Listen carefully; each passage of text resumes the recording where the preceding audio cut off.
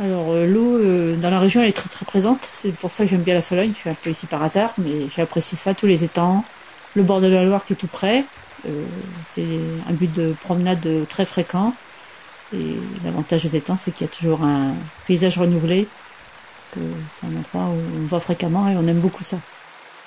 Étant jeune, le logement occupé par mes parents, mon frère et ma sœur, l'eau était à l'extérieur et une pompe. Voilà, il fallait donc aller chercher l'eau à la pompe. On pouvait pas gâcher l'eau, quoi. Il fallait rapporter l'eau, donc c'était pas pratique.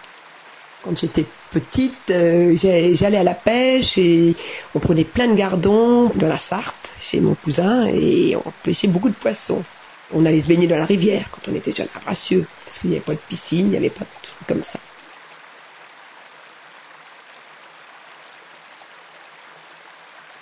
La pollution, parce qu'on en parle beaucoup, il y a les problèmes des pesticides, mais il y a de moins en moins de paysans dans le coin, donc je pense que c'est moins problématique. Après, la pollution, on la voit pas trop, quoi.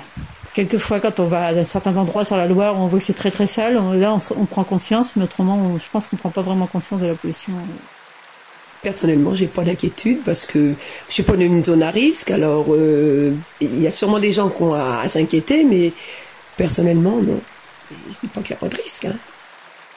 Les formes de pollution, moi, qui m'inquiètent vraiment, c'est surtout tout ce qu'on ne voit pas. Parce que, à la rigueur, si on voit qu'il y a de la boue dans l'eau, des algues dans l'eau, on sait que l'eau, il va y avoir peut-être un problème avec. Mais ce qui m'inquiète, moi, surtout, c'est tout ce qui n'est pas visible. Donc, tous les produits chimiques qu'on peut avoir dedans, parce que les industries pharmaceutiques rejettent, parce que les champs sont traités avec des insecticides.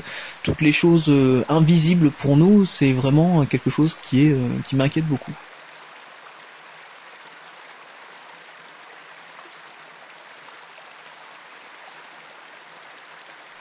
Alors, personnellement, je m'y intéresse pas vraiment. Quand on reçoit la facture d'eau, souvent il y a un papier avec que je lis quand même. On voit un peu la dureté de l'eau, le niveau et tout ça. Mais autrement, c'est vrai que je ne me suis pas vraiment posé la question de la qualité de l'eau, là. Depuis peu, quand je nettoie les légumes, je vais vider le bac dans les pots de fleurs ou des choses comme ça, que je faisais jamais avant, je n'avais jamais pris conscience, mais là je le fais régulièrement. Et autrement, je n'essaye pas trop de gaspiller l'eau, c'est sûr. On ne fait pas des douches très longues, on ne prend pas peu de bains. On a un puits on a un grand jardin, mais on a un puits, donc on arrose avec notre puits, c'est pas l'eau du robinet. Après, l'eau, on est tellement habitué à tourner le robinet facilement qu'on a un peu tendance à s'en servir peut-être un peu trop. Mais je pense pas qu'il y ait un énorme gaspillage chez nous au niveau de l'eau. Préserver l'eau, déjà, il y a 30 ans, 40 ans, je ne mets plus du tout de produits, plus de désherbants, je dis bien, et de pesticides pour les nappes phréatiques. Alors ça, oui, je fais attention. Je suis toujours avec la douche, puisque pour moi, c'est quelque chose de très, très important. De prendre une douche, bien sûr, mais de ne pas faire couler l'eau pendant des minutes, inutilement, quoi. Je suis très économe de l'eau.